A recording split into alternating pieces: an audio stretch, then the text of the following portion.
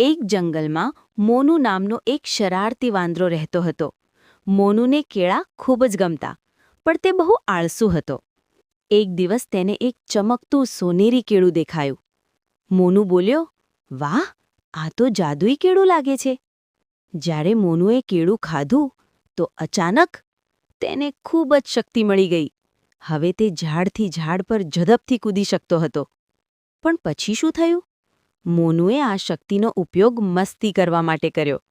તે બીજા પ્રાણીઓને પરેશાન કરતો, તેમનું ખાવાનું લઈ લેતો. બધા પ્રાણીઓ દુઃખી થઈ ગયા અને જંગલના બુદ્ધિશાળી કાચબા કાકા બોલ્યા, "મોનુ, શક્તિનો ઉપયોગ સારા કામ માટે કરવો જોઈએ." મોનુને પોતાની ભૂલ સમજાઈ ગઈ. તે બધા પાસે માફી માંગી અને પછીથી તે બધા પ્રાણીઓની મદદ કરવા લાગ્યો. હવે મોનુ જંગલનો હીરો બની ગયો. શીખ: શક્તિ હોય તો તેનો ઉપયોગ સારા કામ માટે કરવો જોઈએ. બીજાને પરેશાન કરવું ખરાબ છે.